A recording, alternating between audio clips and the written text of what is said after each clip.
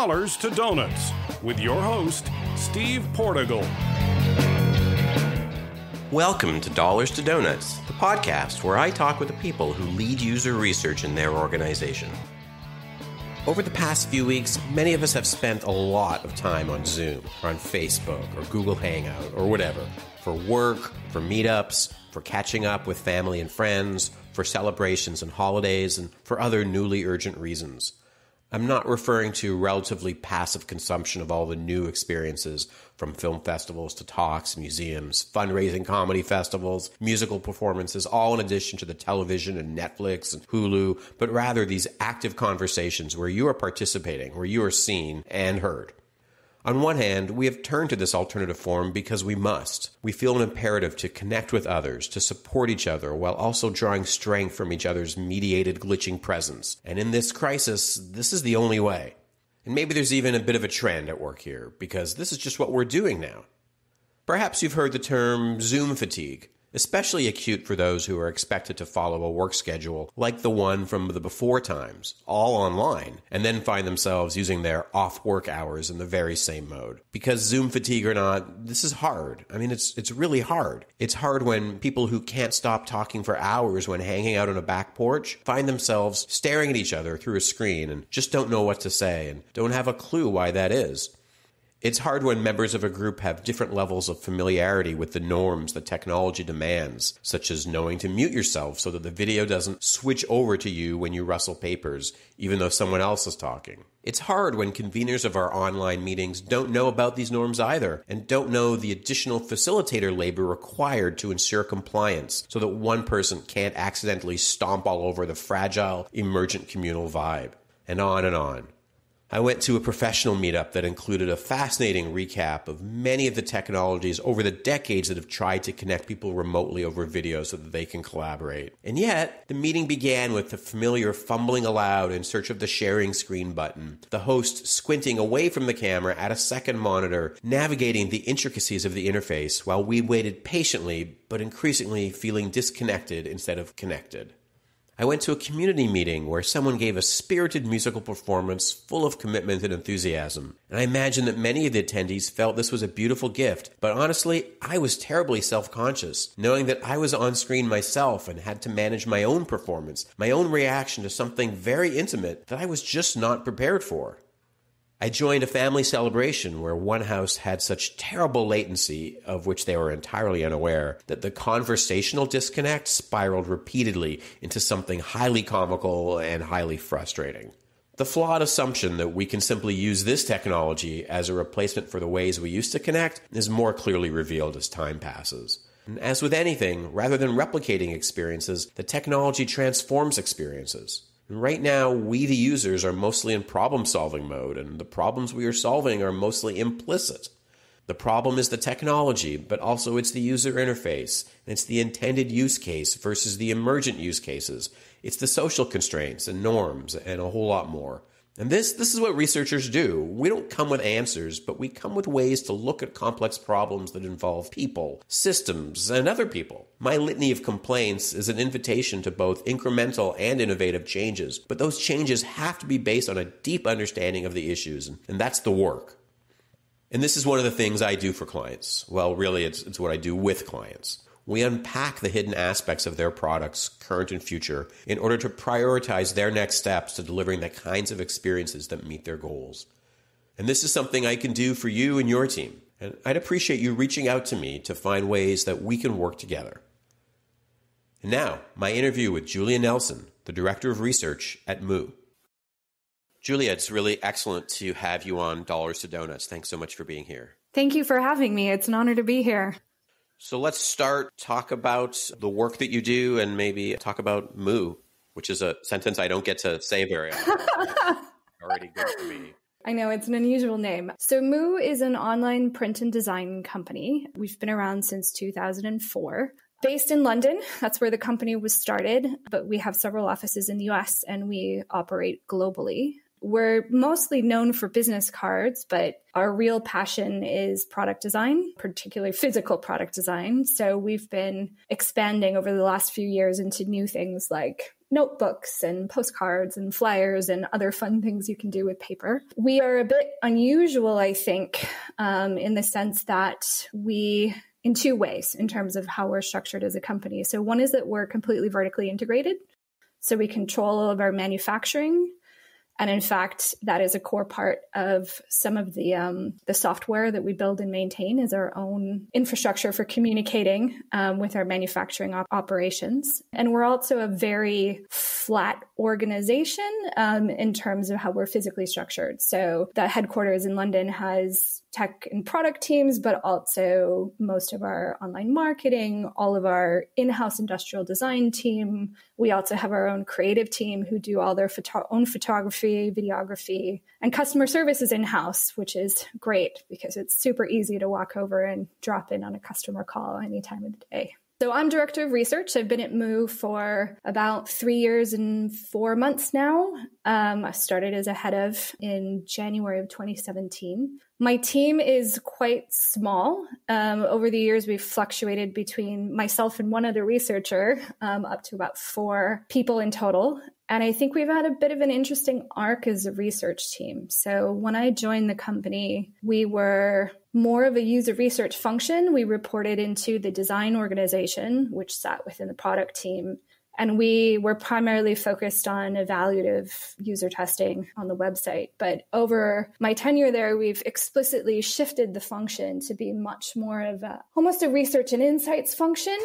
So we not only handle user research for the website, but also cover design research for physical products. So informing innovation around things that our industrial design team is creating. And then we have sort of taken over a small portfolio of market research as well. So everything from claims testing to market sizing comes within our purview. How did that change come about? I think that's a really interesting question. I think it's a combination of two things. One was sort of an internal desire within my team to make sure that we were doing more generative, more strategic work that had more of a role in setting product strategy within the company and eventually company strategy. So it was something we explicitly worked towards in the ways that we worked with our stakeholders internally, was pushing towards that more generative research. But also we got really lucky. We had some sponsors within the company who really understood the potential of what a research function could be and really championed us with senior management. So we lucked out in that sense. But I think the combination of those two things and sort of over time being able to show people how you could leverage research insight earlier in the design process or even more broadly into business decision making, it's been part of just demonstrating the value of what we can provide and how we can provide it in different ways across the company. All right. So you're talking about kind of two key factors here. One is the team themselves identifying, hey, we want to work, we have more that we can bring here. We want to Yes. work in this way. And then sponsors, people who, were in influential decision-making positions who saw, as you said, saw the potential here.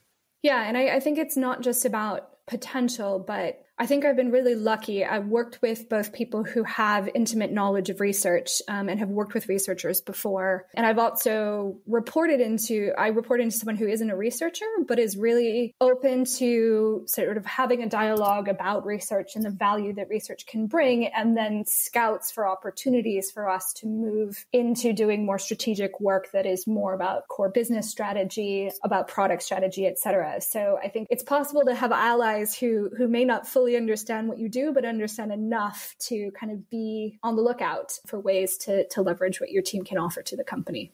Right. Well, when you say understand what you do, it makes me think about how, maybe this is true of every group of professionals that have a shared practice, whether they're accountants or engineers or farmers, but I don't know if this is unique for researchers. We like to talk about the process and not the outcomes.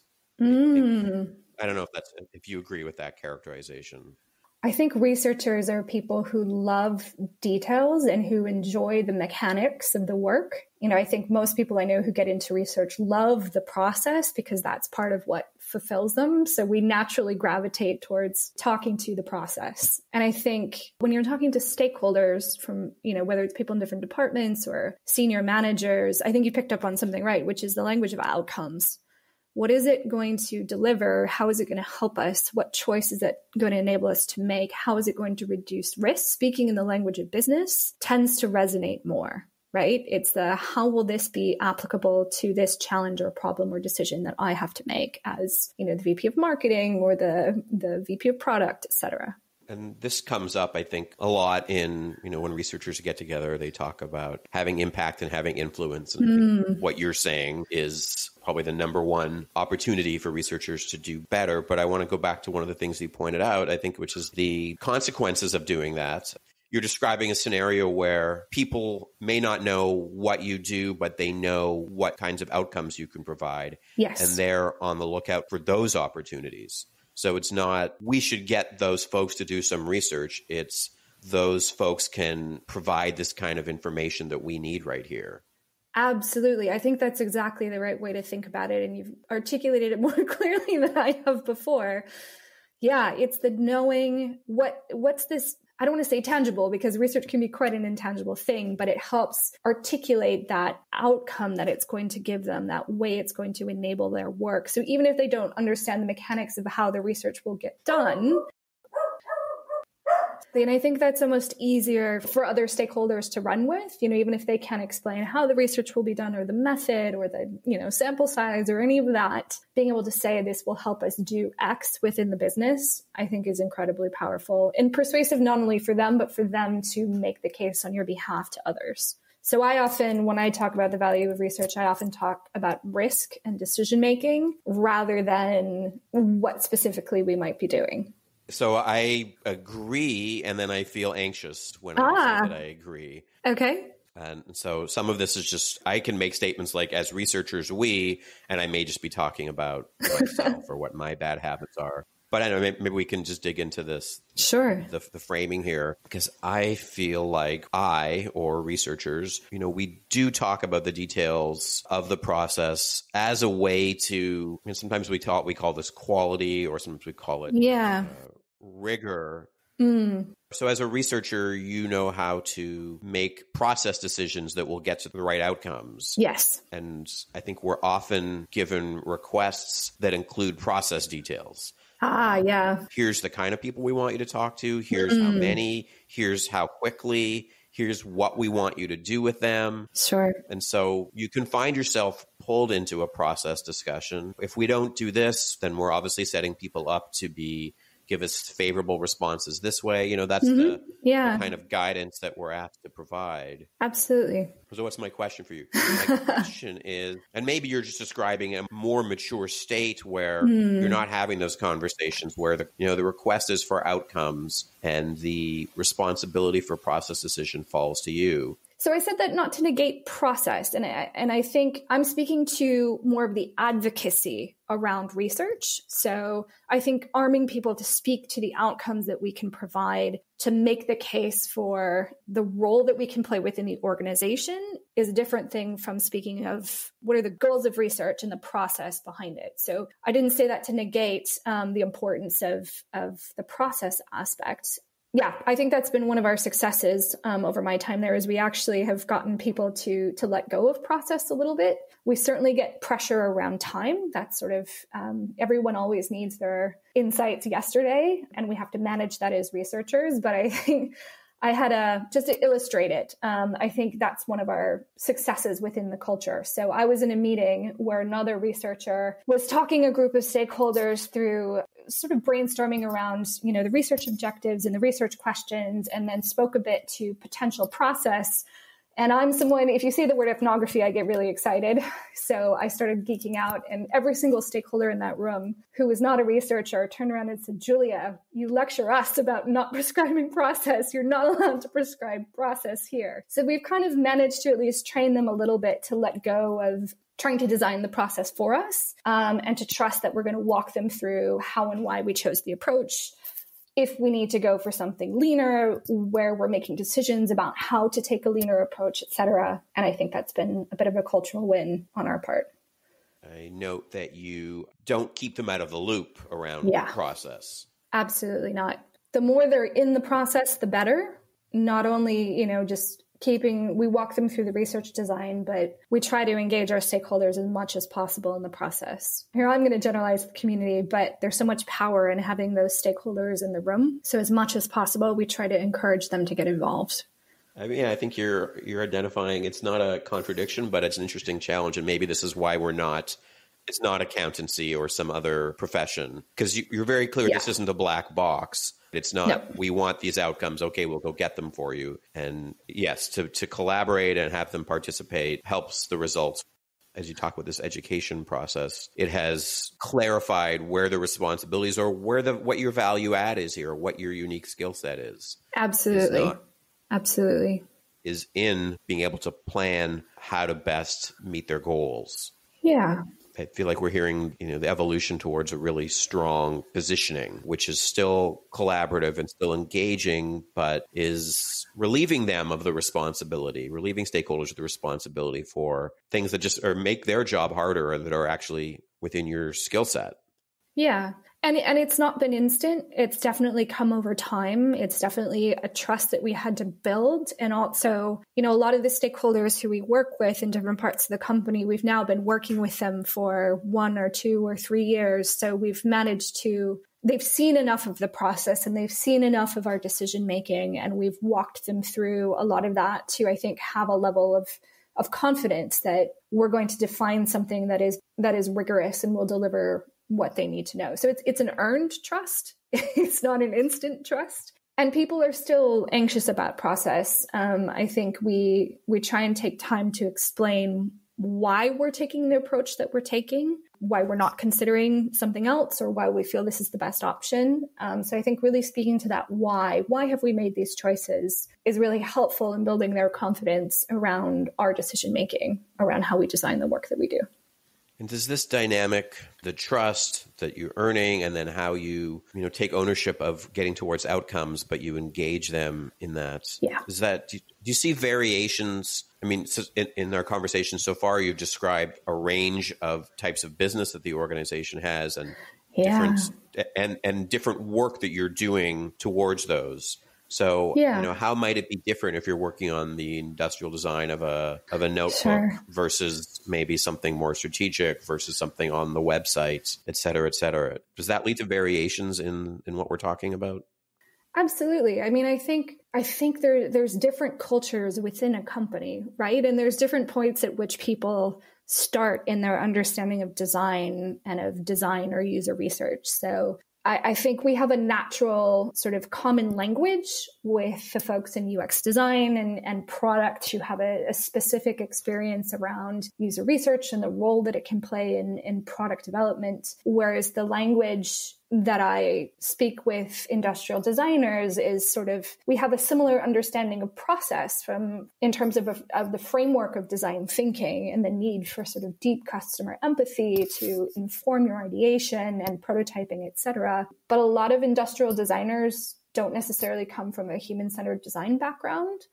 So even within our industrial design team, they have different levels of experience doing research with users of a product or buyers of a product from a market research perspective. So, there's different sort of pockets of education that need to happen there about how do we translate what we're understanding into choices about form and the tactical experience of a product, which are different conversations than I would be having elsewhere, partially because of subject matter, but also because they're starting with a different understanding of some of the basics of human-centered design, et cetera, and how it plays out in practice. Whereas on the market research side, there's parts of the company that are much more used to market research, surveys, focus groups, et cetera, which isn't necessarily what we do, although it's parallel in some ways. Many of the techniques that we use are also used in more market research. But, their understanding of what research is and how it can be used and what's the insight you get out of it is entirely different from the industrial designers and the product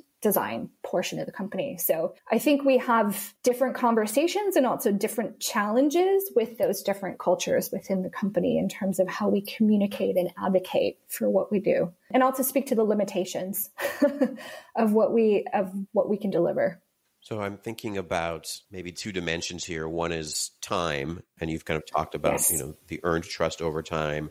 And the other is maybe the horizontal axis of in the chart I'm waving my hands to illustrate. Time for one way. Maybe now I've screwed it up because time should be horizontal, and the different parts of the organization that have different cultures and sort of think differently about it. And so you approach each of them differently. And this is all evolving over time. So in any particular moment where you and your team have to bring something different to bear, maybe more patience or simplification or more speed and more camaraderie or kind of shared language, as you said. Yeah. Do you have a way of keeping that all in balance? Or, the word that comes to mind for me is around patience, but that's overlaying my mind to what your experience is. There's probably an optimum situation here. These people are the easiest to work with, and they have been for the longest. Yeah. Once you've tasted that and sort of, achieved something, like a micro nirvana for the researcher's role, how do you create for yourself the long view? I mean, you've been doing this for a few years in this organization. How do you kind of put the individual experiences in context of that long view that you've been working towards? Oh, that's a tricky question. Tell me more about what you mean by long view. You're describing a change over time. When you talk about earned trust, that means at point in time A, there's going to be more stress or concern in the parties that are collaborating. And you might be thinking, I'm here right now with this team and I want to get somewhere else with this team in the future. And I mean, you're kind of, and when you say earned trust, that makes me think there's not a shortcut. You have to work and kind of get better and get better and get better. Yeah. Well, I think sometimes it's just about a lack of experience with research. It's sometimes hard to visualize what something can tell you before you've been through it. So I'm trying to think about how we've tackled this. I mean, I think we're lucky in that one victory makes you more confident about the next victory. But I think what helps me is putting it in the perspective of the field as a whole. And I talk to a lot of designers about this, which is that in some ways design, while also very old, is a very young function for many companies. And similarly, although user research or design research is an established field and is established in many companies, it's not as ubiquitous as you said, accountancy or HR are easy to understand in a way because they're sort of ingrained in the institutions we work in, whereas research and design are, I want to say younger, but maybe more amorphous for people. So I think thinking about the fact that this is a field that is still new for many companies, that is still new for many people in the workplace who maybe haven't interacted with researchers before, and that it's also rapidly evolving. I think that helps me get a bit of perspective on when I maybe feel challenged working with a set of stakeholders, is to just put it in that context of we have different levels of experience with this arena or this discipline, and that helps me step back to, I have to start with the baby steps. I have to start with ensuring we have shared assumptions and shared language and a shared understanding of what user research or design research can be and can do. So I think that for some reason that helps me with the frustration to step back to the bigger picture and to put it in context of the wider discipline as something that is not as embedded or institutionalized as an HR function. And just to be a bit kinder about, it's going to take time to educate people and for people to wrap their minds around it. Right. I think your point about the youth or duration of the field versus in the particular company. Yeah. Right. And Moo, you said 2004, I think, right? So it's a 16-year-old company, which is maybe for a lot of people, it's an old company in a lot of industries. So yeah, you could be a researcher in a company where your career as a researcher exceeds the duration that company's been in existence. Exactly. And maybe the professional life of the people that you're working with. Because we have people of all ages working in companies. So if you've been doing this for 5 years, your colleague may only have been out of school for 2 years. Yep. And so, I think that's a really good point to kind of contextualize where everybody is at. Yeah, and it goes both ways, right? I think on the marketing side, there's a much more established discipline around market research, which shapes certain expectations around the nature of the qualitative research that we do, which aren't, people come in with preconceived notions of what research looks like because of experience with that discipline. So it's not always that they don't have experience with the field, they might be younger, but it's also that they might come from maybe a more traditional background or have less exposure to a more agile way of working or to the discipline as a whole. So what are ways for people that come up in the design research or user research tradition and people that come up in the market research tradition? What are ways for them to collaborate and coexist effectively? I think it's about knowing about how you fit together. So it comes a bit back to methodology and to understanding that difference between sort of opinion-based market research and more of the user and the design experience and how they can complement each other rather than conflict. So I think having an intimate understanding, and I'm still working on this. I'm not a market researcher by training. So my growth over the past couple of years has been immersing myself more in that field and trying to understand their disciplinary heritage and also understand methodologically, what can those methods bring to the table and where does that end and where does design/user research begin? I think being able to speak to that and to have conversations with people about that fit, whether they're market researchers or they're people within your company who kind of need both or maybe need one and not the other. I think getting really clear on how you explain that to people, that complementarity and where one begins and the other ends is really helpful to communicating how they fit and when one is appropriate, when the other is appropriate, how they can complement each other, etc. So I think you're talking about processes or methods, right? When you talk about complementarity? Yes. Well, knowing what each of them deliver. So, my market research is going to give me insight on things like potentially stated behavior and on opinions and that sort of thing. And what is it that can help me understand and what are the limitations of that work? And then how can I leverage that alongside something that's coming from more of a design research perspective? How can we leverage the strength of both of those disciplines to work together? So yes, from a methodology perspective, but more than Uber level, how those two things fit. And then how does that look from a team perspective? So we have the activities of market research, and you can talk more about kind of what your team looks like, but is there a person who I wear the market research hat and I wear the user research hat? That's, I think, key to making what you're talking about happen is the individuals and how they can complement each other.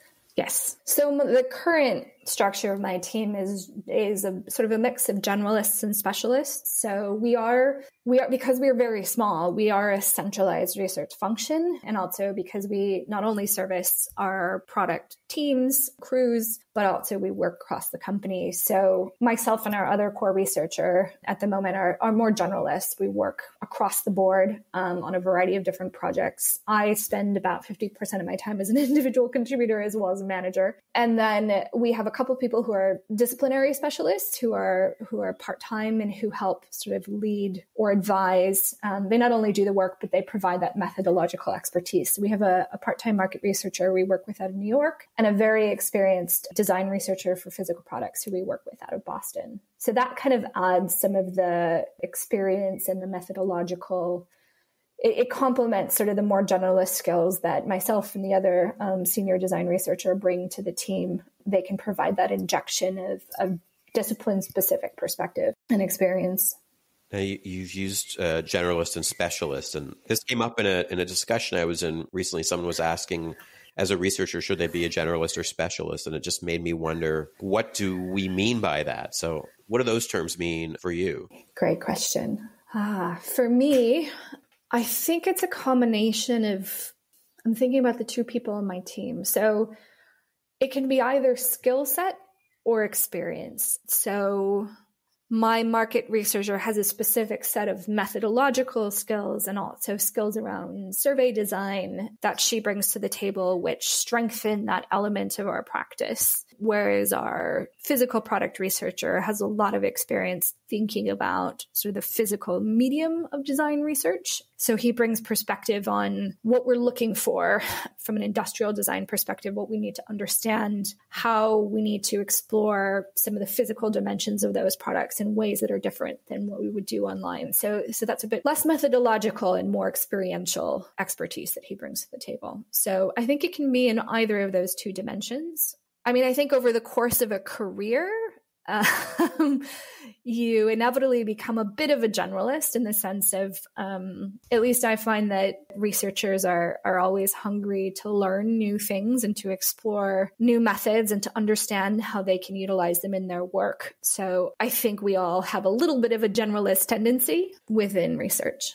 So I'm going to ask the magic wand question, which is apologies for asking a researcher the magic wand question. But so if a genie appeared and offered to wave a magic wand and said, you could add 2 people to your team at Moo, how would you start to characterize what you would look for? Generalist or specialist? No. Do you want me to speak more generally to how I approach hiring or more team structure? Well, let's start with how you approach hiring. How do I approach hiring? I think and this might be a personal preference. So I think that the key things that I look for when I'm hiring someone are, I focus a lot on research design.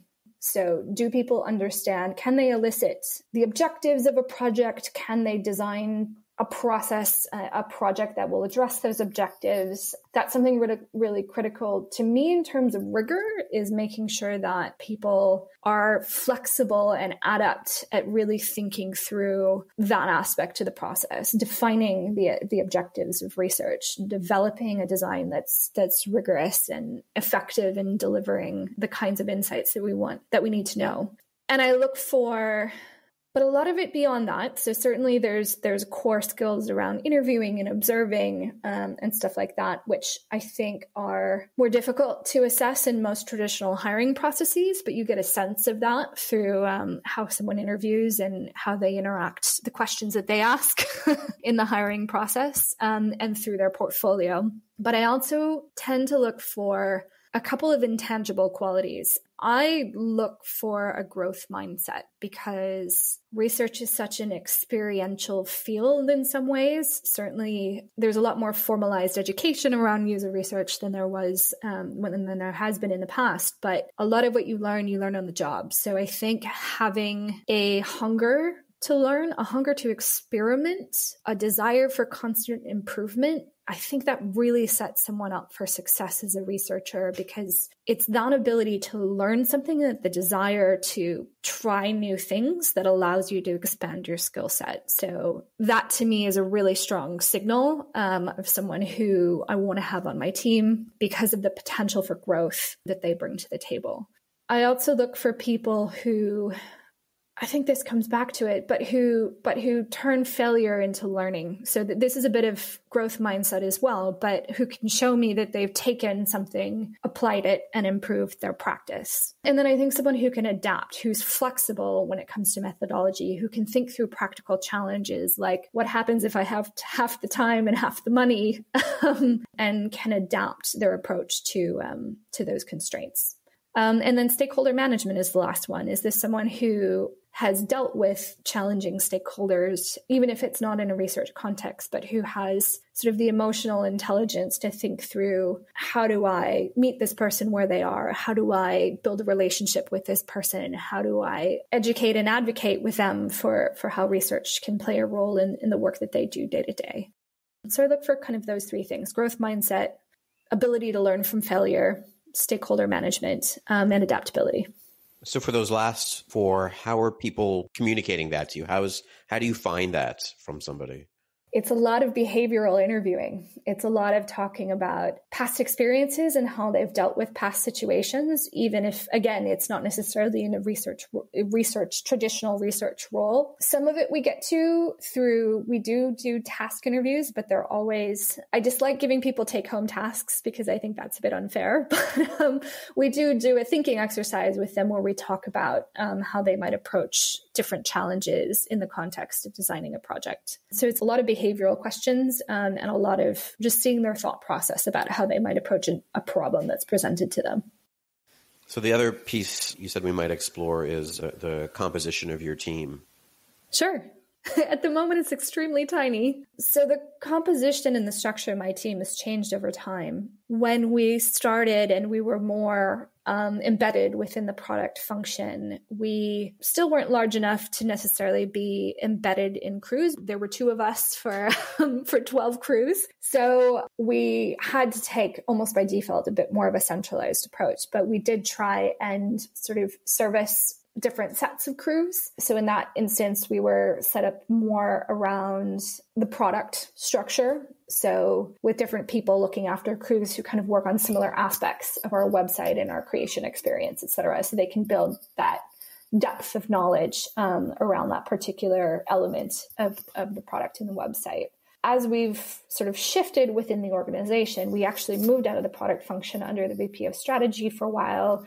And then under the VP of commercial planning and strategy, we've evolved our structure to adapt to broader changes within the business. So Moo's been working hard to align the company a lot more cross-functionally around some of the key outcomes that we're trying to achieve. So now we're structured around, there's 3 major outcomes the company is pursuing, and there's a researcher embedded sort of at the strategic level within each of those outcomes, which have steering groups that look after the outcome. So that person is sort of responsible for overseeing, for being engaged in the thinking and the decision making of the strategic group that's guiding that outcome within the business, being able to identify research needs, being able to work to shape that research and define projects, and then engage with me and with the broader team to figure out how we deliver on that. So we've moved into something that is a little bit, as a company, we've transformed in a way that has sort of transformed the nature of the team. So we've got those 3 people embedded in each of those outcomes, or 2, and we're seeking a 3rd.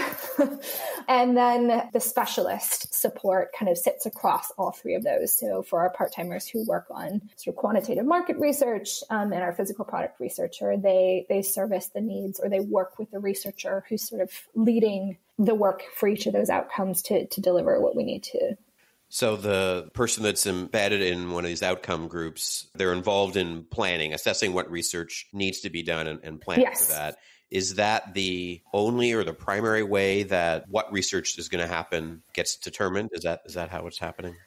I would say the majority, but not all of it. So we also get asked to do research by our executive committee. So there are sort of business level strategic projects, which are fewer and further between, but they will make specific requests of us. And then we also, for sort of day-to-day evaluative research, usability testing, things that need to be done in more of the executional side of design, we work extremely closely with our UX design team to sort of empower them to do some of the research and also to oversee the work that they do, or to support them on that work, depending on the needs of the designer and their experience with UX research. There, we help them drive that sort of more tactical aspect of work, or we step in to do that where there's not someone available to do that.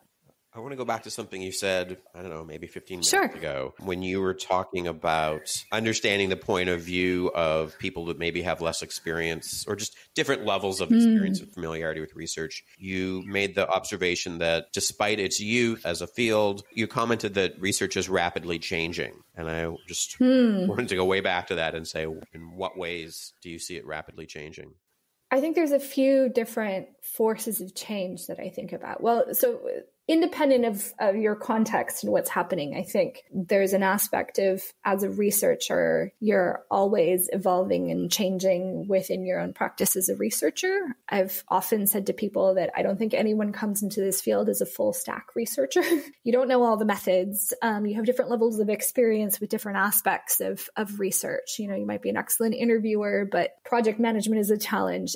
So I think even within our own practices, we are always evolving as researchers. And I also think it attracts people who love that process of learning and evolving their practice as they go. I think the other ways that I see things changing are, some of them are organizational, you know, going back to what we were saying earlier about people's understanding of design and research or innovation. There's a cultural evolution that happens within companies with their experience with those fields. So I think as you mature within an organization, that also feels like a source of change. And then I think, you know, technology wise, we're moving into new technologies, into voice, into AI, into these new areas in not Bitcoin.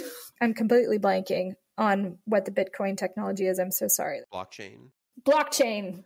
So understanding these new contexts and these new interactions is another source of change and evolution in our discipline. Learning to how our work applies or can enable those things, I think, is another continuous education element to what we do. You had this great line that, no one comes into the field a full stack researcher.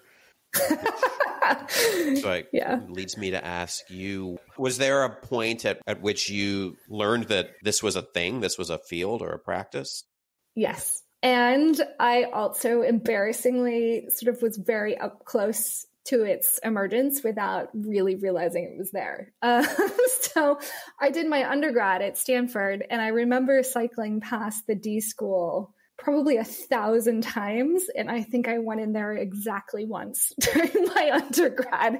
So right at the height of when, the D school was emerging as a voice in design thinking, I sort of missed the birth or the emergence of that as a mainstream discipline. I was there and I missed it, but I was sort of aware of design thinking and innovation and design research as a discipline, I think, tangentially from that point. And I spent about 15 years in the Bay Area. So I had a couple friends one was a design researcher at IDEO, and the other was a user researcher who is now quite senior in Seattle. So I think in some ways I got exposed to the idea that this field existed through just those friendships and knowing a little bit about what they did. And I remember feeling that tweak of interest when talking to them about what they did and what they enjoyed about it. But I didn't, so I always had it kind of in the back of my head as something that I might potentially be interested in professionally. But it didn't really click for me as something that I wanted to make part of my career until 10 years into another career. So I did my undergrad work in anthropology, specializing in looking at the intersection between culture and the environment. So I was always interested in people and how people interacted with their physical environment and sort of used the natural world around them. And then I went into sustainability for 10 years, working first as a consultant and then in-house in corporate social responsibility and sustainability, where my work was largely around doing extensive qualitative field work. So I specialized in community engagement and community development around mining, oil and gas, and renewable energy projects. So I was about 10 years into this career, and I remember having a moment when I was working in-house for one of the largest Canadian gold miners in the world. And my job was to go to different sites and engage in field work with the communities around these mine sites and really understand the impacts and the effectiveness of how the company was managing social impacts on these communities. And I just remember having this thought. We were talking about local procurement and using procurement to encourage economic development around mine sites. And I just thought, we could be doing so much more. We're doing a lot of stuff that's about managing risk and mitigating impacts, but we're not talking about opportunity and we're not talking about innovation. So I had a bit of an aha moment around that and just thought, I really want to be doing something that's more on that innovation side of the picture. So I went back to school in my early 30s and I decided to go get an MBA because I knew I wanted to do something around strategy and business and innovation. I wasn't quite sure what it was and ended up at Cambridge, which is why I'm in the UK today. But I took a number of classes from professors there who specialized in service design and sort of innovation more broadly, and really enjoyed that. And that felt like the thing that I was looking for. And we did a few small design research projects in that context. And that really gave me a sense for, this is a thing that I can do. I'm enjoying it. It leverages all this past experience that I have doing qualitative research in a different context. I think this is something that I want to pursue. And that was what led me to Moo. Well, I ended up finding something that was the right fit for taking a dive into the field. In addition to the experience with field work that you pulled forward, are there other things from other points in your career or your education that you see yourself adapting or leaning on in the work that you're doing now? Absolutely. I think a lot of the business elements of what I did, the training that being a consultant gave me around speaking to strategy and speaking to a business audience is something I leverage all the time. I think all of my managerial experience comes from managing teams and managing reports in that context. And a lot of the experience and guidance that I got from other people during that time is something I use a lot in managing my own team now. I did a lot of intensive facilitation work when I was a consultant, large cross-functional, multi-party sort of international working group type of stuff, which I think gave me a lot of confidence around running meetings and facilitating decision-making and a bit of that conflict management element. So all of that comes to bear in my stakeholder management. What else?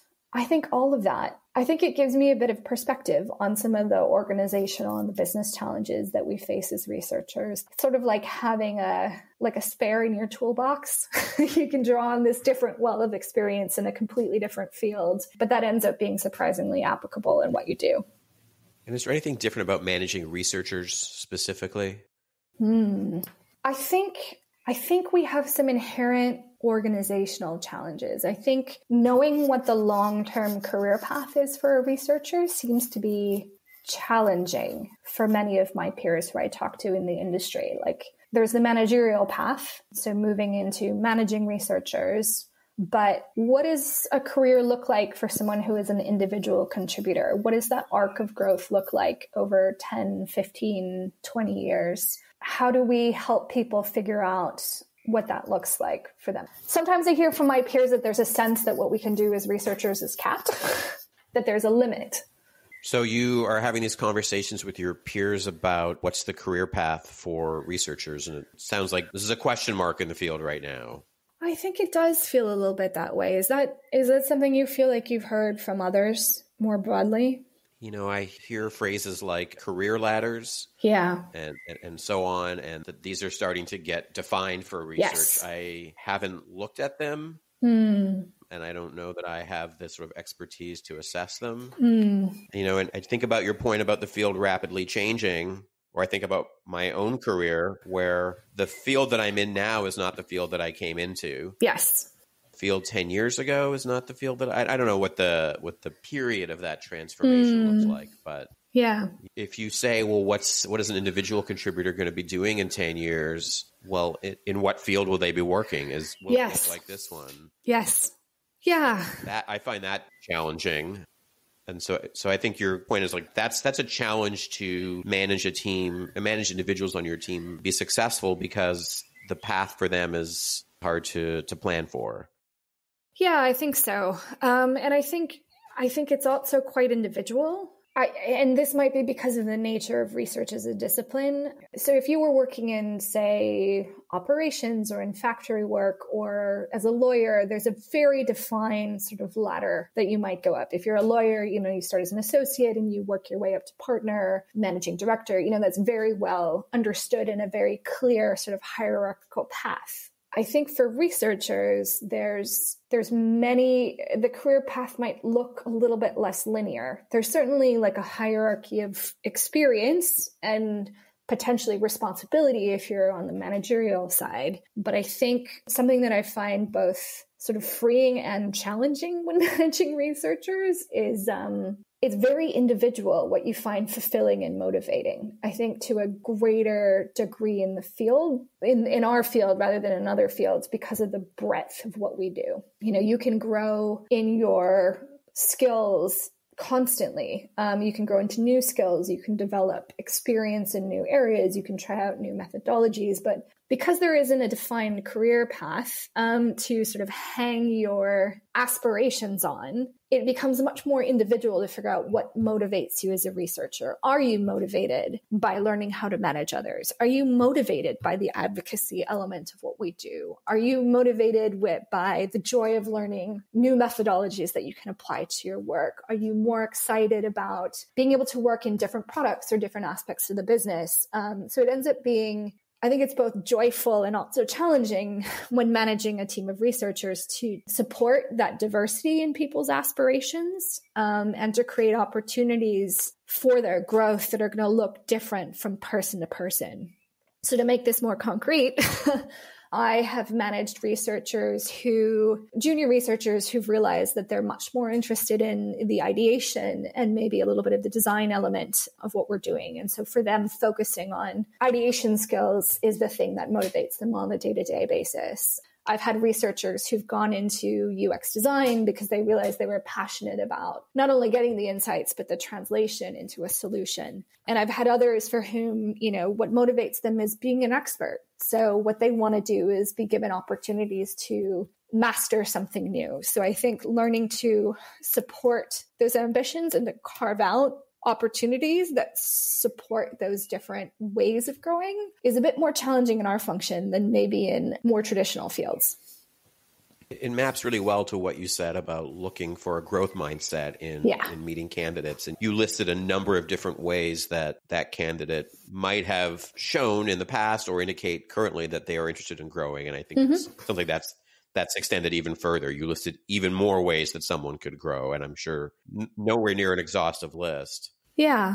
When you describe this, it makes me want to create this really awful matrix, which is like some grid of all the expertises that a team would need given the challenges and so on, so that it's balanced and you don't have, and you have like a bit of everything. Yeah. And I say awful because you made the really important point that this is very individualized. And so you can't put people in those little slots of that grid. So your team ends up looking more organic, or there's a different model that comes out of helping individuals follow that. Yes. It seems hard to plan for or control, or undesirable to control.